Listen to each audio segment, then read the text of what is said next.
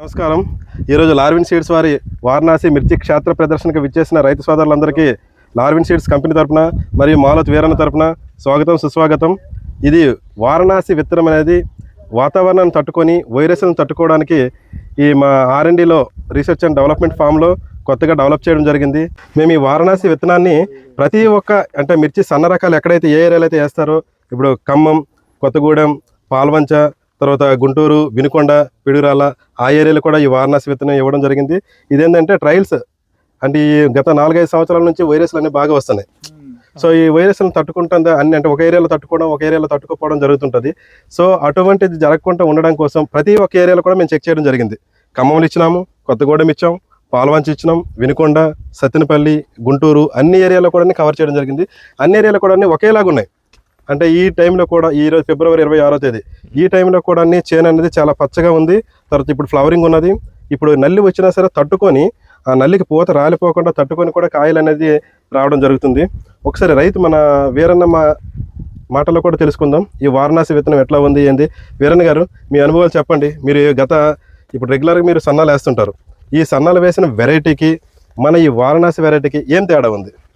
ఈ వారణాసి విత్తనం మీకు ఎలా అనిపిస్తుంది? సార్ ఇది కొంచెం నల్లికి గుబ్బకు ఎక్కువ ప్రభావం ఉంది, తట్టుకోగల శక్తి బాగుంది దీనికి.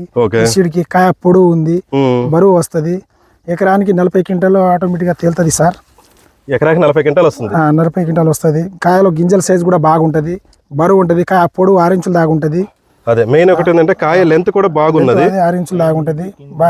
అది మీరు ఏం చూడాల్సింది ఏంటంటే పై నుంచి కింద వరకు ఒకటేలాగా ఉన్నది సైజ్ అనేది. మీరు కొస సైజ్ కూడా చివరి కొస సైజ్ కూడా అదే మొదటి కాయ ఇతను మొదల్లో ఏ విధంగా ఉందో చివరికి దాకా అదే సైజ్ దాకా పెరిగి వస్తుంది కాయ.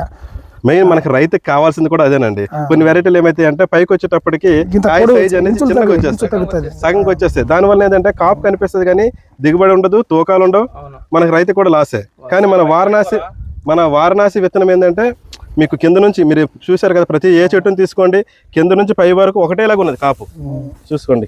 మళ్ళీ అంతటి ఇంకోటి ఏంటంటే జడకాపు ఉంది, జడకాపు ఉన్నది. కాయ లెంత్ కూడా బాగున్నది. దీంట్లో ఏంటంటే గింజ కూడా 80 నుంచి 90 గింజలు ఉంటున్నాయి. దానివల్ల ఏంటంటే తూకాలు వస్తాయి. సో మీరు కూడా రైతులందరూ కూడా ఈ వారణాసి విత్తనాన్ని వేసుకొని మంచి లాభాలు మంచి దిగుబడులు సాధించాలని వీరన్న తరపున కోరుకుంటున్నాం. వీరన్న గారు మీరు కూడా చెప్పండి, మీరు కూడా నెక్స్ట్ ఇయర్ మీ ఊరు చెప్తా సార్. మహబూబాద్ మాది జిల్లా కుర్వి మండలం బల్పాల లింగతండ బి గ్రామం. నేను లార్విన్స్ కంపెనీలో పోయి సీడ్స్ కంపెనీలో పోయి నేను 2-3 సంవత్సరాల నుంచి పోయి తీసుకొస్తున్నా. ఏం పర్వాలేదు సార్, నెక్స్ట్ ఇయర్ కూడా బాగానే కాసింది. అదే మాదిరిగా నేను మళ్ళీ ఈ సంవత్సరం పోయి తీసుకొని వచ్చిన.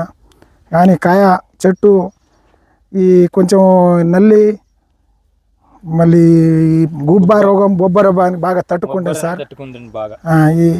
ఇదేమో ఇది తీగ జాతి బాగా అల్లుకొని వస్తుంది. కాయ సైజ్ పొడుగు ఉంటుంది సార్. తూకాలు కూడా బాగుంటాయి. ఎకరానికి 40 కిలో దాకా అవుతుంది. పర్వాలేదు సార్. మీ ఊరు రైతులకు కూడా చెప్పండి, ఎందుకంటే వీరన్న ఒక్కడే మంచిగా పండిస్తే కాదు, మిగతా రైతులు కూడా వారణాసి విత్తనం వేసి మంచి దిగుబడుల్ని మంచి లాభాలని పొందాలని కంపెనీ తరఫున కోరుకుంటున్నాం. ధన్యవాదాలు. Thank you.